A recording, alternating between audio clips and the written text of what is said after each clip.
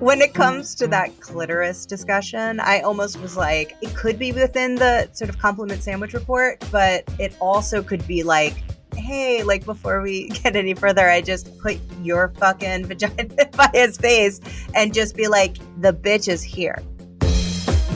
You're listening to Sex with Emily. I'm Dr. Emily, and I'm here to help you prioritize your pleasure and liberate the conversation around sex. When it comes to your sexual style, have you ever thought about your voice? Do you moan, slow things down, pitch up or down an octave? Actor, writer, and director Lake Bell is obsessed with the human voice. On today's show, we'll discuss her new audiobook, Inside Voice, which explores this obsession, including the sexy baby voice phenomenon, which happens to be her least favorite choice for bedroom talk. We also discuss dating in your 40s and why things often get better with age when it comes to the pursuit of romance. All this and more with my amazing guest, Lake Bell. Please rate and review Sex with Emily wherever you listen to the show. It just helps get the show out to more people, and it only takes a few seconds. You can do it right now. You can also find me on Instagram, YouTube, TikTok, X, Facebook, all at Sex with Emily. And check out my new article, Trending 2024 Pleasure Gifts for Lovers and Friends, on sexwithemily.com. All right, everyone, enjoy this episode.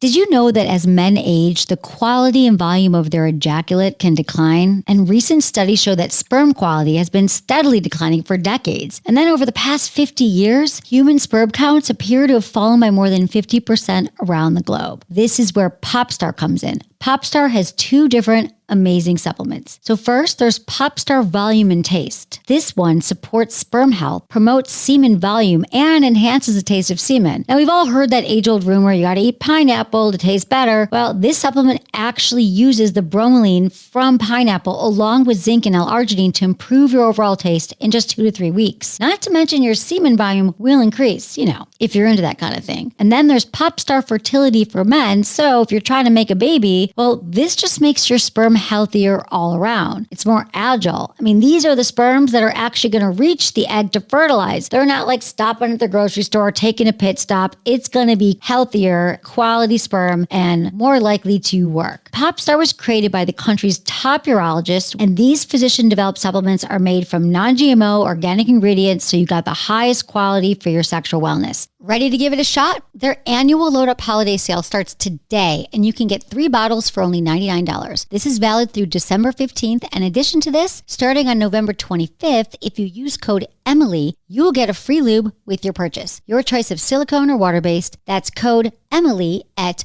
popstarlabs.com/Emily. That's popstarlabs.com/Emily. And use code Emily for a free lube. Let's be real. Dating apps these days can feel like an endless loop of swiping and ghosting and what are you looking for texts that lead nowhere. Enter Field, spelled F-E-E-L-D, Field, the dating app that flips the script instead of trying to fit into someone else's box. Field invites you to explore your own desires and rediscover yourself along the way. On Field, change isn't just welcome, it's expected. You can evolve your sexuality, your desires, and even your identity as often as you'd like. And fun fact, 62% of Field members report redefining what they're into within their first year on the app. It's a judgment-free space for exploration, connection, and unapologetic honesty. With over 20 gender and sexuality identities to choose from, there's room for every version of you to feel seen. And with Field's new Constellation feature, you can link profiles with your friends or partners so people can not just see who you are, but who you vibe with. And bonus, no pressure to swipe or algorithm rules. You're in charge of who and what sparks your curiosity. So whether you're looking for new friends, new adventures, or just a space to figure it all out, Field is your go-to app for connection on your terms. Download Field today on the App Store or Google Play and take the first step in your journey of self-discovery. Who knows who or what you'll find?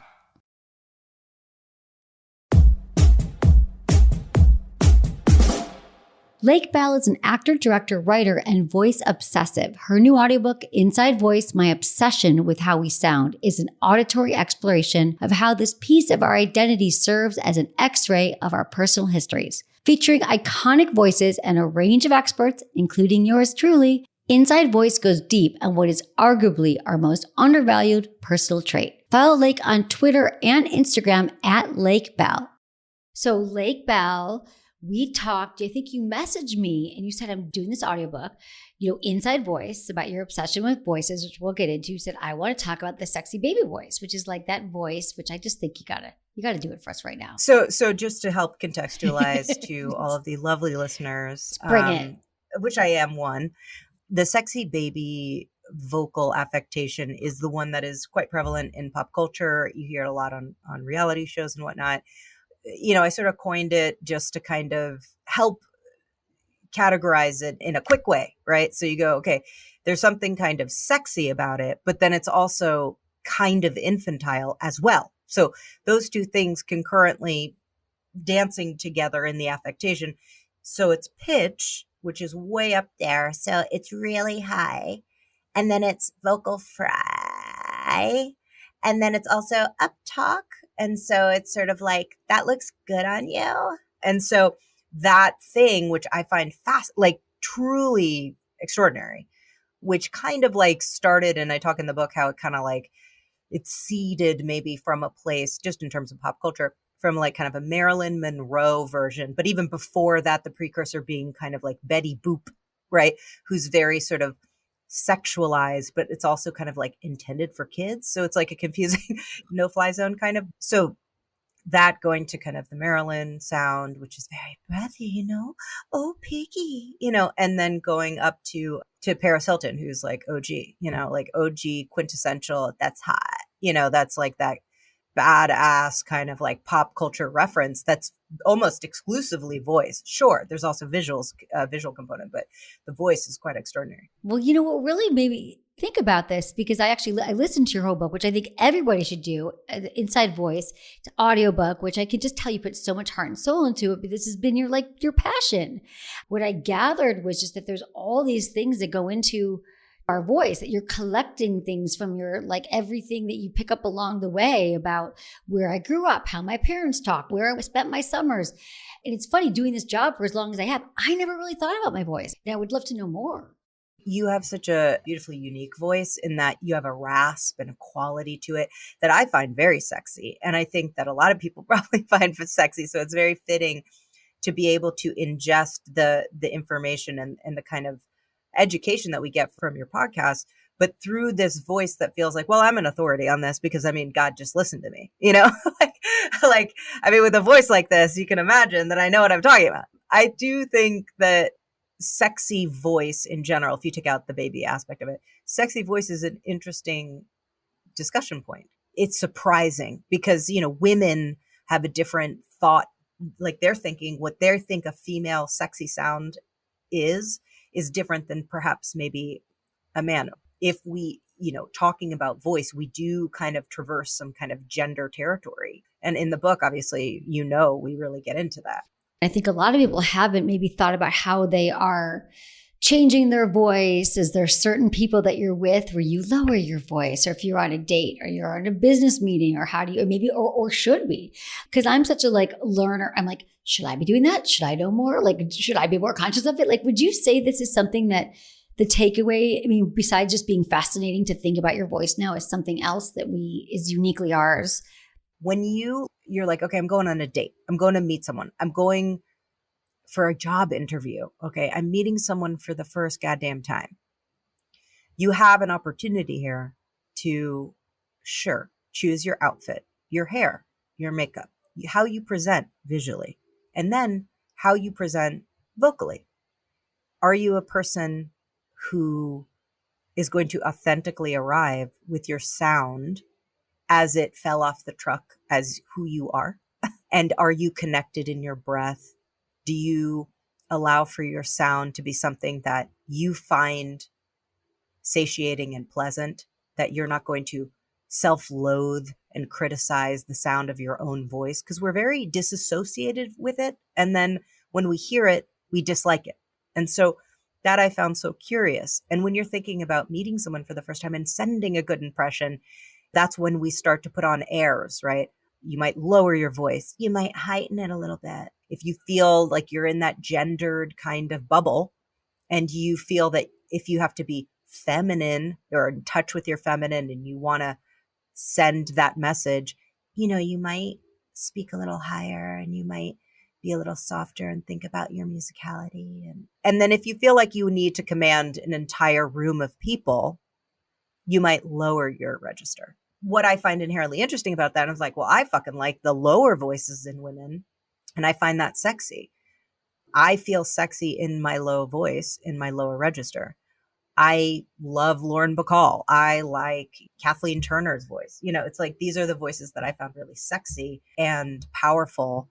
But that said, there are certain female voices and female sounds that are higher in register that, could totally be a turn on. It's not exclusive. It's not linear. It's not in a box. Yeah. Well, what I love about this is what I do, but I never really thought about the lowering and the changing of my voice, which all I know for me, I really need to slow it down a lot. Like I talk really fast. And then when I slow down and I breathe, that's when I feel the most embodied and the most present and the most myself. I actually think that it's the most powerful thing that we can do. And I've taken classes and I dabble in breath work, but I found that it's been the most transformational work that I've done is like serious breath work. I might even say that hydration falls in there too. It sounds so dorky, but I think that in voice work, when we talk about connected sound, it really needs to be clear that if you have a high-pitched voice, that's nothing to be ashamed of. I'm not poo-pooing anything. I love voices. I like me some deep regional voices. I like some high-pitched, unique voices. I like a sibilance. I love an affectation or if I hear someone with a strong lisp, I'm like, wow, how fantastically unique. The voice has so much character. And frankly, I've ironed out, and I talk about this in the book, but I've ironed out my New York sound based off of my own upbringing and certainly the culture that was around me. That's a socially learned thing to get rid of, quote unquote, your accent, to iron things out. People do it often.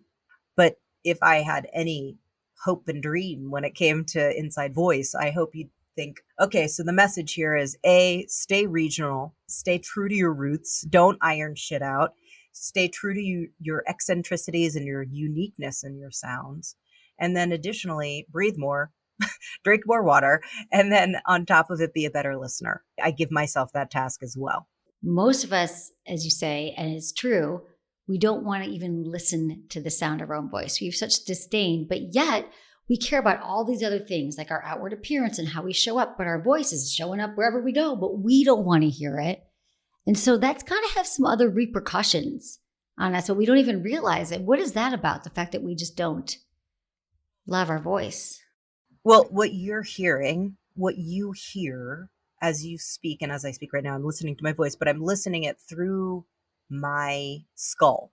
And my skull is made up, obviously, our skulls are comprised of all these bones. And so the sounds are bouncing off of the eardrums and the bones in the skull. And so it sounds more resonant. It is totally altered what your ear is hearing. So that when you play it back, it's going to sound like a different person to you. And so people get really squeamish at the fact that that doesn't sound like how I think I sound, right? And so then it becomes kind of disorienting. And I think therefore there's disdain. But after you listen, it's almost like exposure therapy that I always tell people to do. Like, for example, you don't love your body. Look in the mirror, look at your body naked, talk about things you love about it. I think that would really be beneficial for people to have some exposure therapy with their voice. Like, take a listen to it. What can you learn from it, right? Yeah, you're kind of doing that to yourself because you are, as a podcaster, you're listening to your voice all the time. I care for my voice. I don't have negative feelings about it, but in the process of making this book, I'm really listening to it. And I'm in the studio and I'm having to do hours and hours and hours. And sure, when I do a character or something, that's a character. So it's not me. This is really intimate, really getting in there with my sound and starting to almost feel disembodied from it. And then, I get back in it again, but I've had to train myself to, have moments. I can have moments where I'm unkind, What about finding your authentic voice in the bedroom / dating? Is that something that you think about or that came up for you? Like, how do you actually know where you use that voice strategically? I think we arrive in the bedroom thinking that it's this silent nobody's really allowed to talk, and that it's somehow we've arrived in this like sensual time and like in sexual sensual time, there's nobody can talk about what happened. You just have to do what the things are, and you should know what to do. And if you don't know what to do, well, then you're an idiot. So I found my new thing is trying to be like really just Lake. Don't leave Lake at the door of the bedroom. Like stay in Lake because Lake is the person who's arrived in this sexual experience. So Lake is a little meta and allowing for it to be in the room. Now, obviously, we don't need like a boner killer with me like doing a play-by-play. However, I will say that showing your partner out of the gate that you're comfortable vocalizing and using your real connected voice to say like, I like that. Oh, do you like that? That kind of like conversation, because obviously being sexual with someone is conversational in our bodies. So why not extend that to our sound? You don't have to have necessarily, I'm not going to be like, hey, baby, like, do you like that? Like, I'm not going to not sound like me, but I'm also not going to be like, okay, here we go. Right. Like, to the left, like got a bullhorn. Like people, how I assume I am when I have sex with someone is like, aren't guys intimidated? I'm like, I'm not sitting there with a bullhorn going like to the left, to the right, dude. Like, that's not my clitoris. What the fuck are you doing? Like, I don't do that. But people assume you have this voice that's very like authoritative in the bedroom. But again, you got to find your authentic voice. Like, who are you and what feels good to you? And it's more about respect, isn't it? It's like, I think I've learned that it's like feedback is great as long as it's really couched in love and respect. This is showing the other person that you're confident enough and excited to have a great experience with them. And here's how we can do that. Like it's based in playfulness and curiosity, in presence. You could tune out and not be present and then not say anything. But I think that being vocal is cueing to the other person that you're present. Yeah, exactly. And that is a practice. Like there's so many people who are like mute in the bedroom. I often hear this too, more from vulva owners who like don't want to say a word. They don't know how to, they just feel some shame around it. And I just always tell people to practice outside the bedroom. How would it even feel to start to moan or start to feel yourself like when you're masturbating? So I think there's nothing like being in the bedroom with someone when they're not making any noise. You're like, are you alive? Are you enjoying this? And sometimes when I'm getting even distracted, like in the moment or when I'm having sex, which still happens to me, everybody, I still get in my head. I'm still worrying about shit in the bedroom. But what I would say to my partners is I'll just be like, okay, babe, we got to stop, breathe. And we'll literally look at each other, stop everything. And then I'll just like take a few deep breaths, maybe 5 deep breaths. And you immediately reset. And then I think you've fewer worries and you can start from where you're at. That's a hot tip, actually. I like that. They're like, oh, okay, she wants to be really present. And she's also calling herself out, so I don't have to. Right. I call myself out all the time, maybe to a fault, but I'm like, that was me. That was my bed. I'm like, babe, I was distracted. I missed the whole thing. Like, we're already down my pants. I'm naked. I don't know what happened here. Let's just stop. I'll be like, can we reset? What happened? Did we have fun? Was I having fun? Let's reset. When you're in a relationship, in a committed relationship, there's a trust. And there's a little bit of autopilot that we're all guilty of, where you're like, okay, like, the kids are in bed, like, this is our moment. Okay, go through the motions. And like, yes, I know how he likes this and I know how he likes that. And she knows I like that. And you're in a safe place, but you're like, am I feeling pleasure and presence in this moment? And you're like, maybe not. That's exactly it. You get into the motions and you just got to kind of reset. And also, Emily, it's like that thing. It's really nice to hear that maybe you're not in the mood right now. The beauty of you being like, we started the party and like, now I'm kind of like, I realize I'm not into it right now. You know what I mean? Love you. I know. Well, let's reprise at another time. But like, I also want to talk to you about this. So dating in your 40s and what that's like. We also put it out to our listeners and want to get to that in a second about what they said. Because I was like, let's just ask them what they think and we could talk more. But when you're dating, how important is voice? Like, do you hear someone's voice right now? Do you check them out in an app? Like, could that be a deal breaker? Is it something that you think that we should be looking at as well? For me personally, I'm so sorry, but it is really important.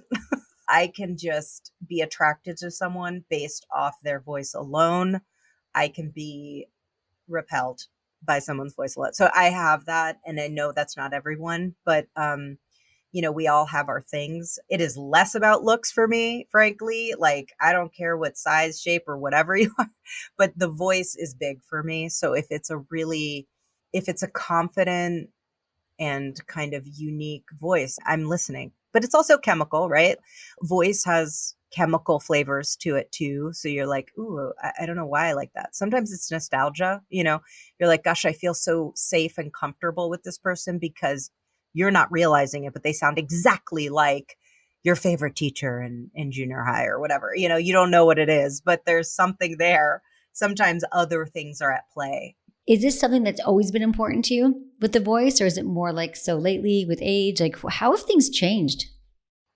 I have to be honest. So voice has always been a factor for sure. Like, I cannot be attracted to someone sexually if I'm not into their voice. And that has been from a young age to now. I just imagine that will continue. And I'm like, is that kink? No. I'm like that I have like voice obsessive. It's a deep wisdom of knowing yourself, of knowing also that it's okay. Like, there's certain things that I know that need to be okay. Like someone who's, passionate about things in life, someone who knows themselves, somebody who is more positive than negative. There's all these things. And I think the more we embrace it and say, this is what I want, it makes it a lot easier. So that's part of the wisdom of dating in your 40s. I actually put it out to my listeners, and I want to see if you agree with some of these things. I just said, like, what are the pros to dating in your 40s? And what are the cons? And like, tell me if there's any of these you want to like press a pin and you're like, oh yeah, okay. So this is what people said. And we had some themes. You have higher standards. You're less willing to tolerate nonsense. You're quicker to call a stop to it. It's so much fun. I'm thankful I get to date now that I really know myself. I'm confident in my body. I don't take bullshit. I would say this. Okay, all of these are kind of the same. They fall under a similar umbrella, which is you're dating as a more evolved you. So I concur. You are less likely to put up with bullshit, but that's because you are less likely to put up with your own bullshit and will call yourself on those things. So you're aware of all of your warts, and and you are dealing with them actively or have gotten through some of them.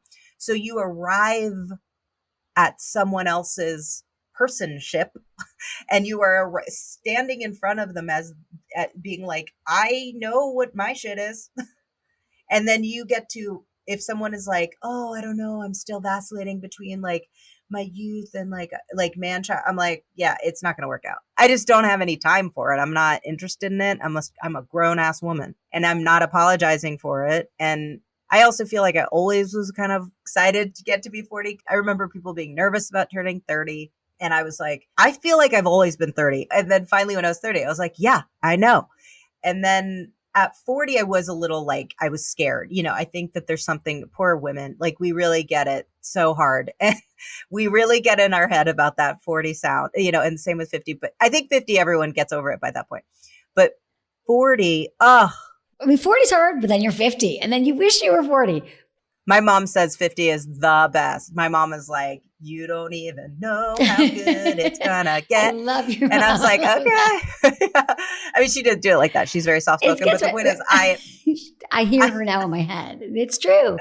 We'll be right back after a short break. But first, I got to tell you about Laylo, because they released something amazing and you're going to love this. It's called the Enigma Wave, and it's basically a triple stimulation superstar. So this is a sonic massager and it hits all the right spots. The insertable tail uses their signature wave motion technology to mimic a finger-like motion on your G-spot, while the sonic waves and gentle pulses stimulate your entire clitoral area, your G-spot and your clitoris all at once. It's like getting all the pleasure everywhere at the same time. And it has 8 powerful settings, so you can go from a little bit teasing, you can edge yourself, to a really satisfying pulse, just depending on your mood. Plus, it's made from extra soft, body-safe silicone, and yeah, it's waterproof, so whether you're in the bed or the bath, the Enigma Wave is ready to deliver you unforgettable blended orgasms. And the best part?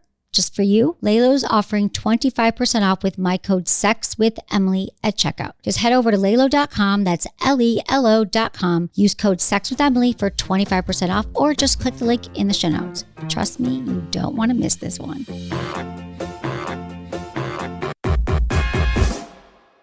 You know how I'm always saying that sexual health is just as important as mental and physical health? Well, now's your chance to help science catch up. The Magic Wand study is here and it's breaking new ground. Literally a first of its kind study analyzing how using a vibrator, specifically the Magic Wand rechargeable, can improve your quality of life. We're talking boosted sexual desire, better sleep, less stress, improved self-confidence, and more intimate relationships. And yes, you heard me right, you can masturbate for science. Here's how it works. Participants in this 3-week study will receive a free Magic Wand rechargeable. Plus, you'll be entered to win $250. All you need to do is complete a daily survey for 21 days and use the wand for 1 week of consecutive sessions. Fun homework, right? If you're 18 or older, have a vulva, and live in the US or Canada, visit magicwandstudy.com to sign up before January 5th. That's magicwandstudy.com. Let's make history, one orgasm at a time.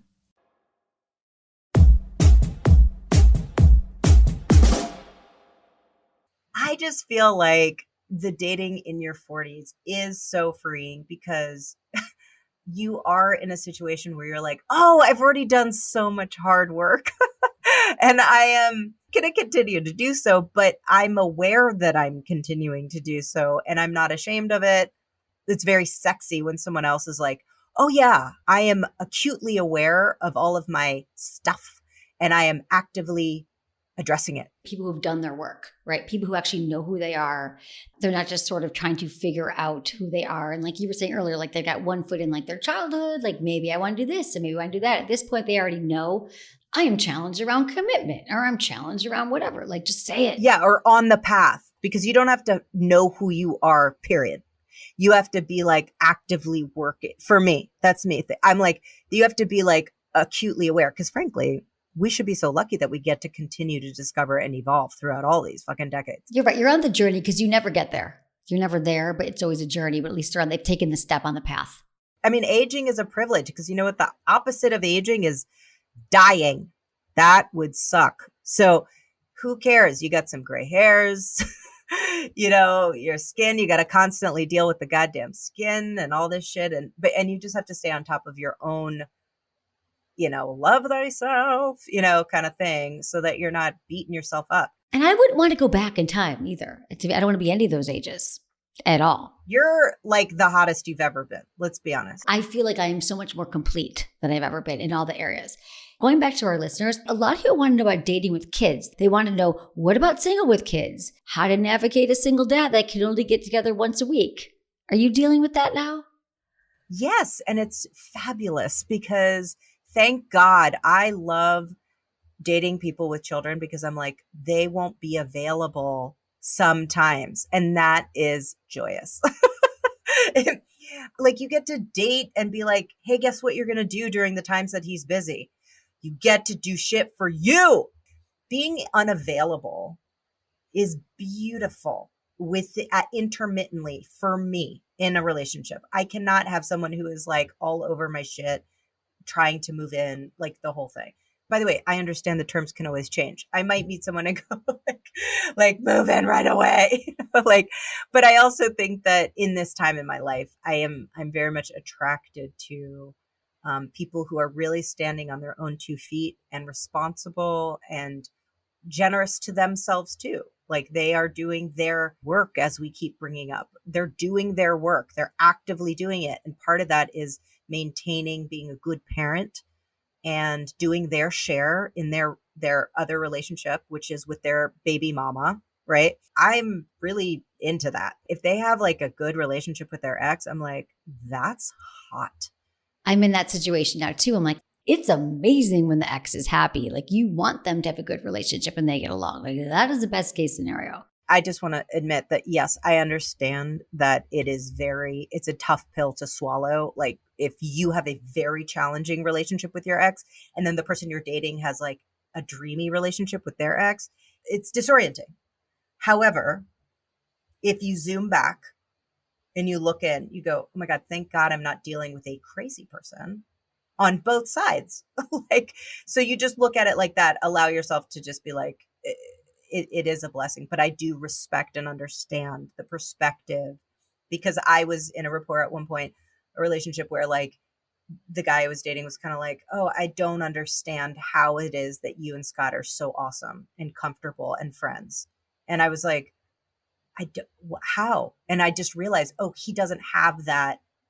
So it feels very like foreign. I really respected that.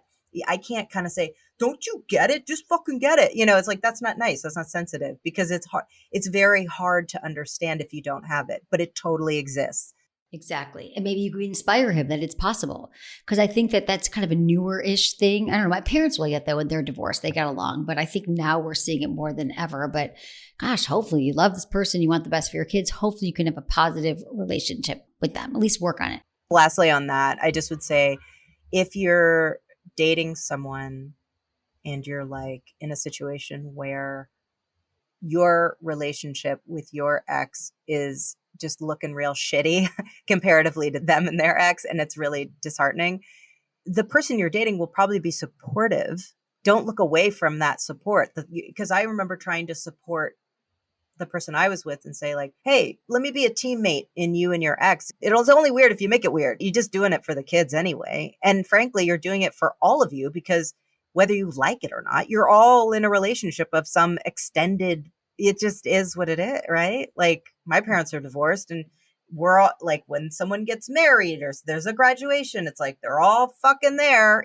all the remarriages. So we're all in it together, guys. So if we could just not fight, that would be, I think, better for our blood pressure. Mm-hmm. Absolutely. I think that's just the more of the modern way too, right? It's not just this linear, family. I think that a lot of us have the exes and the things around it. The more you can handle that. And that's the stuff interesting to test in the beginning. Okay, so we get a lot of emails, as you know, but we also get some voicemails. And I thought, because you are the voice expert aficionado, this is your passion, we brought some voicemails. And I thought it could just be interesting to get your perspective too and see how we can answer this question. Well, this is Amanda, and she's 35, and she lives on the West Coast. Really struggling with this off and on relationship. Finally met someone that I feel like I have a perfect connection with. We love to do all the same things. Sex is unbelievable, the best I've ever had. Really intimate connection, deep. But the one glitch is that this person, male, not interested likely in having children in the future, and I myself don't want to take that off the table. So both of us are having a really hard time trying to figure out whether to continue to explore this relationship or let it go based on our long-term goals, even though we really care about each other. Just looking for any advice that might help us navigate this, whether we should let it go or whether we should, continue to explore and have more conversations and see what happens. Thanks so much, Emily. Your show's awesome. Love listening to it. Take care. Bye.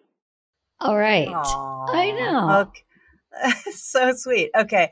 I like it because I think out of the gate, I can tell, first of all, you're 35 years young, and I do hear you. I think women, especially at 35, are kind of like, what am I going to do if I haven't had kids yet? Like, yeah, this is it. The genuine truth is like, I guess I had my first kid at 35 and then my second at 37.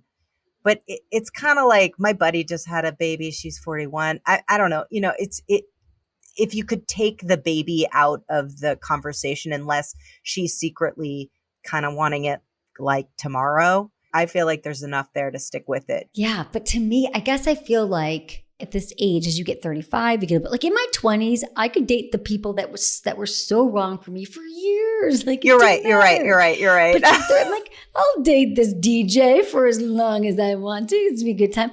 But it wasn't right. And it didn't, I had more time. But girl, I think when you're 30 right. and you You're want right. kids, this is what I want. I actually want kids, and you don't wait around for them to change. You're so right, because here's the deal.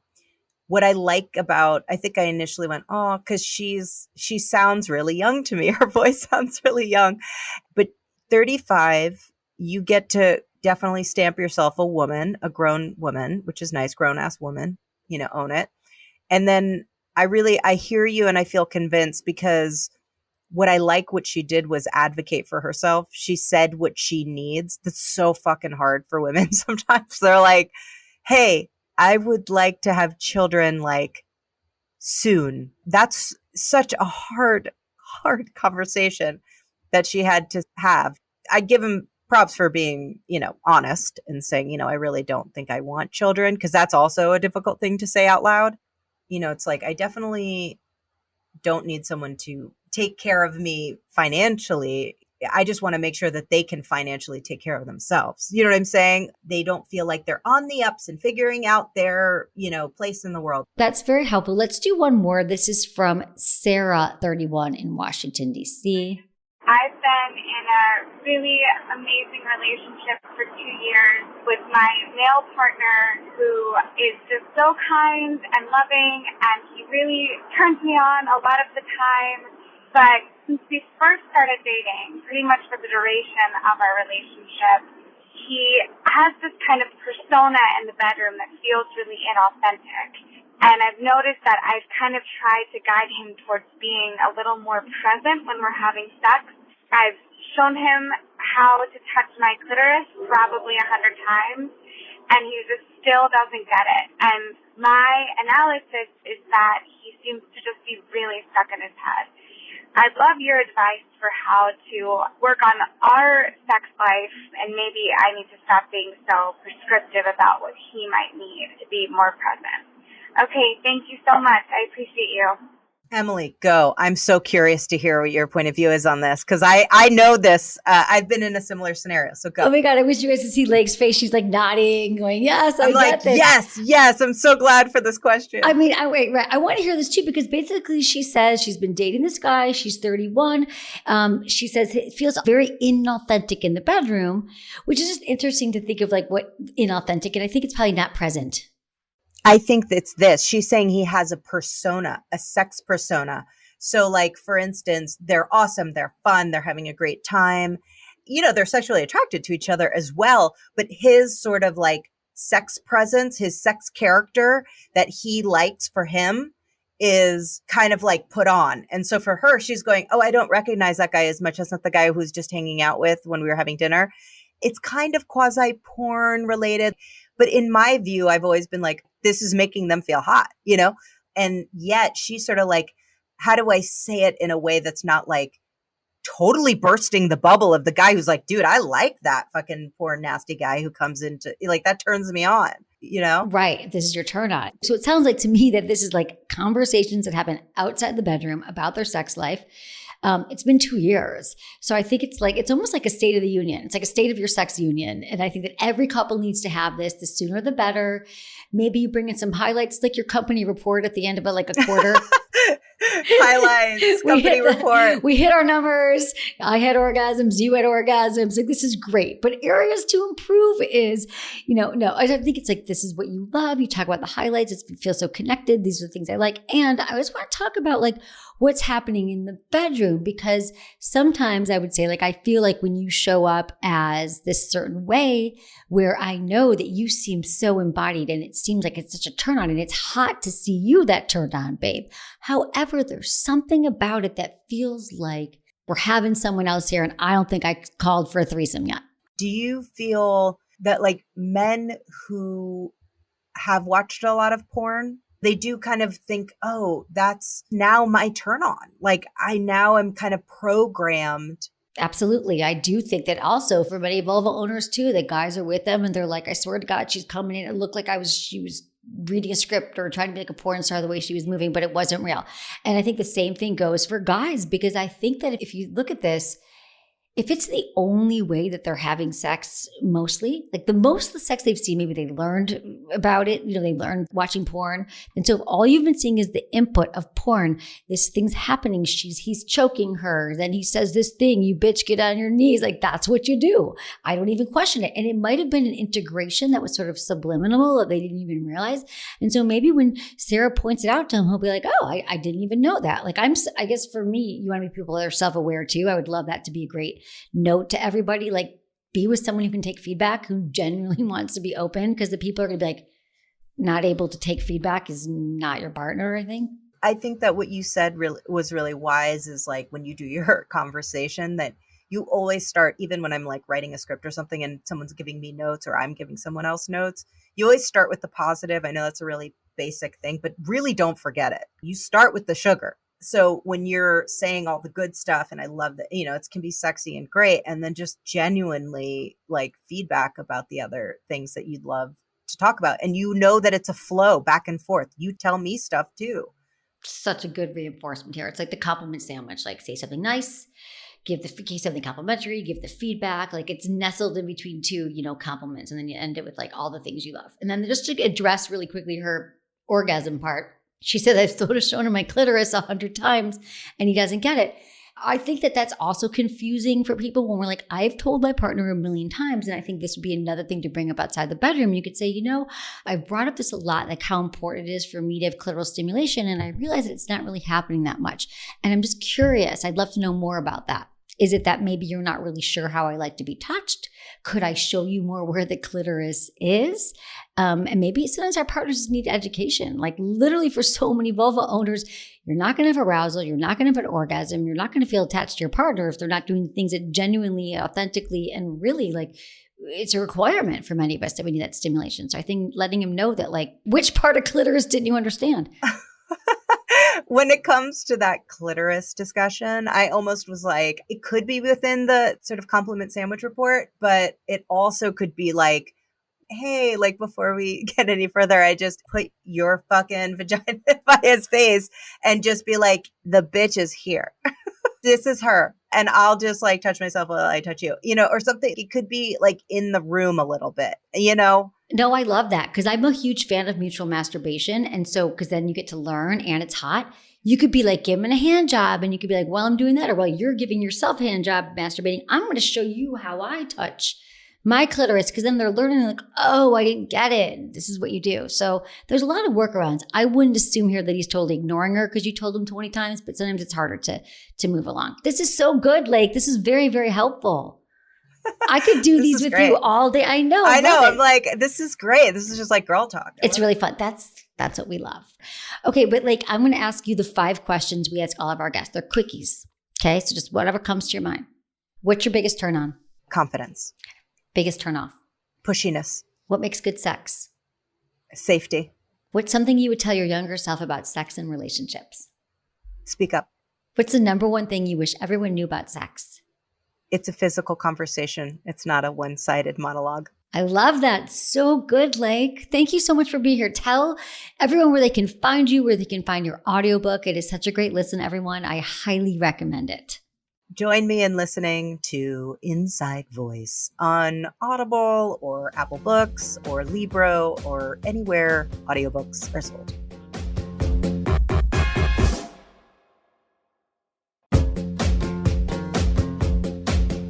That's it for today's episode. Thanks for listening to Sex with Emily, and be sure to like, subscribe, and give us a review wherever you listen to the podcast, and share this with a friend or partner. You can find me on Instagram, YouTube, TikTok, Twitter, or X, and Facebook. It's all at Sex with Emily. Oh, and I've been told I give really good email, so sign up on sexwithemily.com, and while you're there, check out my free guides and articles for more ways to prioritize your pleasure. And if you'd like to ask me about your sex life, dating, or relationships, call my hotline, 559-TALK-SEX. That's 559-825-5739, or just go to sexwithemily.com/askemily. Was it good for you? Email me, feedback@sexwithemily.com.